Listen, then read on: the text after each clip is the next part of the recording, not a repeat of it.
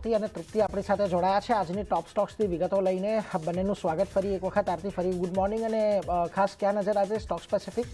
જી, આજે શરૂઆત જ્યાં બ્લોક ડીલ આપણને થતી જોવા મળી શકે છે એના સાથે કરીએ. ક્રાફ્ટમેન ઓટોમેશન, હવે અહીંયા બ્લોક ડીલ આપણને થતી જોવા મળી શકે છે અને પ્રમોટર શ્રીનિવાસન રવિ બ્લોક ડીલ દ્વારા 2.01% સુધીનો હિસ્સો અહીંયાથી વેચી શકે છે. સાથે ડીલની સાઇઝ ગ્રીન શૂ ઓપ્શન સહિત લગભગ 484 કરોડની આસપાસ રહેતી દેખાઈ શકે છે અને બ્લોક ડીલ માટે ફ્લોર પ્રાઇસની જો વાત કરી લઈએ તો લગભગ 9,250 રૂપિયા પ્રતિ શેર અહીંયાથી રહેતી દેખાઈ શકે છે. આ સાથે ટ્રાન્ઝેક્શન બાદ સેલર પર 18 મહિનાનો લોકઅપ જે અહીંયાથી રહેતો જોવા મળશે, એટલે બ્લોક ડીલ થતી જોવા મળી શકે છે. ક્રાફ્ટમેન ઓટોમેશન અહીંયા એક નજર રાખવાની છે બ્લોક ડીલ વિન્ડોમાં. નેક્સ્ટ કાઉન્ટર JSW ઇન્ફ્રાનું છે. QIP લોન્ચ કર્યો છે કંપનીએ અને ફ્લોર પ્રાઇસ QIP માટે 290 રૂપિયા 35 પૈસા પ્રતિ શેર અહીંયાથી નક્કી કરવામાં આવી છે. 5% સુધીનું ડિસ્કાઉન્ટ ઓફર અહીંયાથી કરી શકે છે કંપની અને QIPમાં ફ્રેશ ઇક્વિટી ઇસ્યુ અને પ્રમોટર OFSનો સમાવેશ અહીંયાથી થતો દેખાયો છે. તો JSW ઇન્ફ્રા QIP લોન્ચ કરવાના સમાચાર છે, એટલે અહીંયા એક નજર રાખવાની છે. નેક્સ્ટ વોડાફોન આઈડિયા ફોકસમાં. હવે વોરંટના અલોટમેન્ટને મંજૂરી અહીંયા મળતી દેખાઈ રહી છે, જ્યાં બોર્ડે આદિત્ય બિરલા ગ્રુપની કંપની જે છે સૂર્યજા ઇન્વેસ્ટમેન્ટને વોરંટના અલોટમેન્ટને મંજૂરી આપી દીધી છે. 430 કરોડના આ વોરંટના અલોટમેન્ટને મંજૂરી આપવામાં આવી છે અને સૂર્યજા ઇન્વેસ્ટમેન્ટને પ્રતિ વોરંટ 11 રૂપિયાના ભાવે આ વોરંટ મળ્યા છે. બીજી બાજુ આ ડીલથી કંપનીને શરૂઆતના તબક્કામાં 1,182.5 કરોડનું ફંડ અહીંયાથી મળતું જોવા મળશે અને વોરંટ્સને જે છે તે 18 મહિનાની અંદર ઇક્વિટી શેરમાં કન્વર્ટ અહીંયાથી કરી શકાશે. એટલે ધ્યાન વોડાફોન આઈડિયા માટે રાખવાનું છે. જે રીતે અહીંયા વોરંટ્સના અલોટમેન્ટને મંજૂરી આપવામાં આવી છે એને લીધે વોડાફોન આઈડિયા ફોકસમાં રહેશે. નેક્સ્ટ વેદાંતાનું કાઉન્ટર છે. અહીંયા પણ આપણને બ્લોક ડીલ થતી જોવા મળી શકે છે, જ્યાં વેદાંતામાં આજે 1900 કરોડની બ્લોક ડીલ થતી જોવા મળી શકે છે. પ્રમોટર એન્ટિટી જે ટ્વિન સ્ટાર છે તે અહીંયા હિસ્સો વેચી શકે છે, લગભગ 1.7% હિસ્સો વેચી શકે છે અને આ બ્લોક ડીલ માટે ફ્લોર પ્રાઇસની જો વાત કરી લઈએ 291 રૂપિયા પ્રતિ શેર નક્કી કરવામાં આવતી દેખાઈ શકે છે. એટલે વેદાંતા માટે પણ ધ્યાન રાખવાનું છે. બ્લોક ડીલના સમાચાર અહીંયા પણ આપણને જોવા મળતા દેખાઈ શકે છે. હિન્દુસ્તાન ઝિંક ફોકસમાં પોઝિટિવ સમાચાર છે. કંપનીએ એડવાન્ટેક એસોસિએટ LLP અને ઓરો ઈગલ ઓટોમોબાઈલ્સ સાથે MOU કર્યા છે. હવે હાઇડ્રોજન ફ્યુઅલ સોલ્યુશન માટે આ MOU કરવામાં આવ્યા છે, એને લીધે ફોકસ હિન્દુસ્તાન ઝિંક. ગઈકાલે પણ એક સારી ખરીદદારી આપણે જોઈ હતી. આજે આ સમાચારના લીધે તેજી આગળ વધતી દેખાઈ શકે છે. ધ્યાન રાખવાનું છે હિન્દુસ્તાન ઝિંક માટે.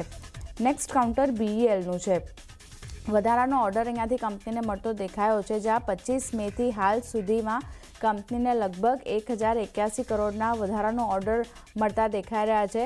Communication equipment, radar, CBRN protection system, avionics upgrade, spare parts અને સર્વિસ માટેના ઘણા બધા ઓર્ડર જે છે તે કંપનીને મળતા દેખાઈ રહ્યા છે. એટલે 25 મેથી હાલ સુધીના જે ઓર્ડર કંપનીને મળ્યા છે એટલે ધ્યાનમાં રાખવાનું છે BELનું કાઉન્ટર. ગઈકાલે પણ એક સારી ખરીદદારી જોઈ હતી. આજે અહીંયા ધ્યાન રાખવાનું છે. તેજી આગળ વધતી દેખાઈ શકે છે. નેક્સ્ટ અપાર ઇન્ડસ્ટ્રીઝ છે. અહીંયા પણ પોઝિટિવ સમાચાર છે. કંપનીએ સાઉદી અરેબિયાની કંપની સાઉદી અરામકો બેઝ ઓઇલ સાથે કરાર કર્યા છે અને યાન્બુમાં જે લ્યુબ હબ છે એ લ્યુબ હબ વેલ્યુ પાર્કમાં બેઝ ઓઇલ સપ્લાય કરવા માટેના કરાર કરવામાં આવ્યા છે. એને લીધે ધ્યાન અપાર ઇન્ડસ્ટ્રીઝ પર પણ રાખવાનું છે.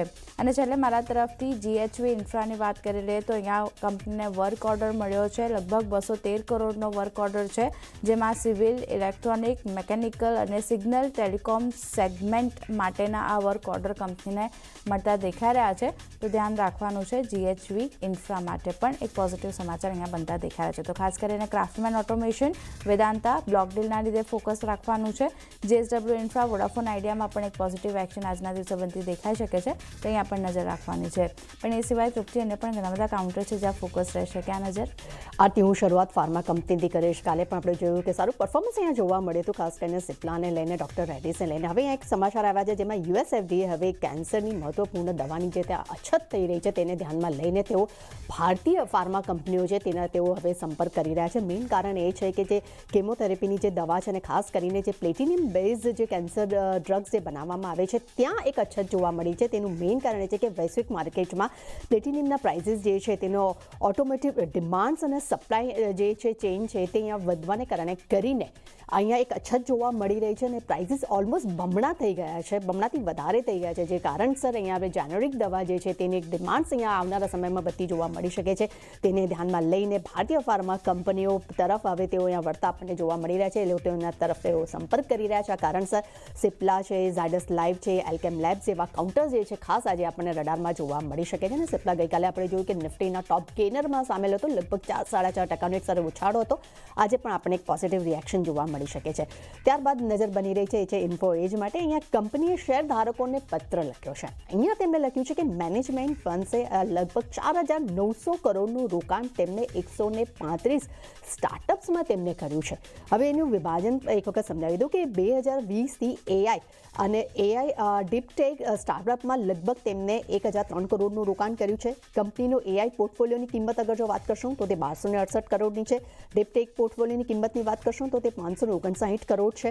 કન્ઝ્યુમર ટેક પોર્ટફોલિયોની કિંમત અગર જો વાત કરશું તો સૌથી વધારે જે છે 37,214 કરોડની છે.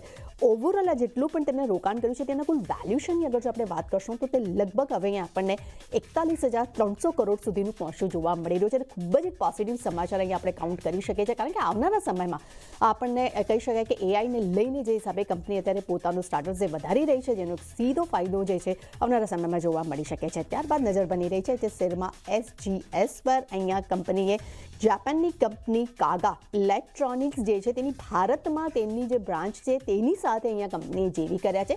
60-40નો રેશિયો છે.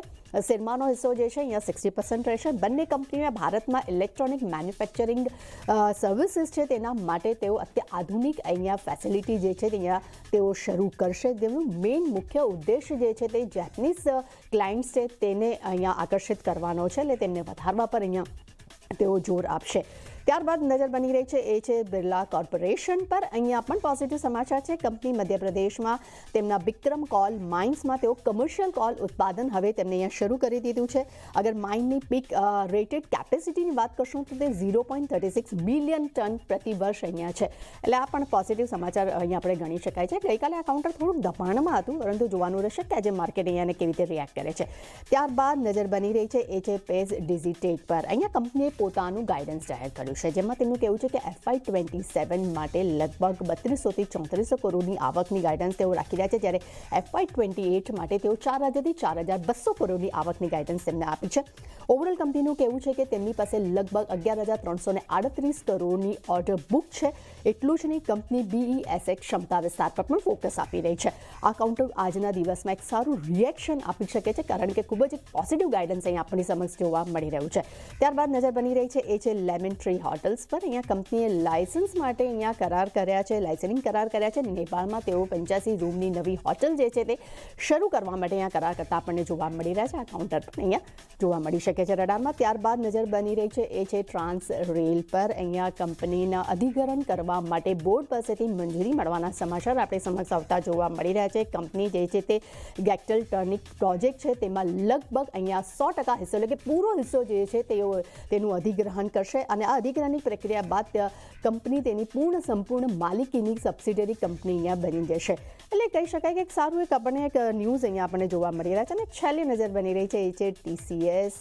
9 જુલાઈએ બોર્ડ બેઠકમાં Q1 FY27ના પરિણામ પર અહીંયા વિચાર કરશે. એટલે સીધી વાત કરીએ તો 9 જુલાઈથી અહીંયા આપણને Q1 FY27ના પરિણામ જાહેર થવાની અહીંયા ધારણા બની રહી છે.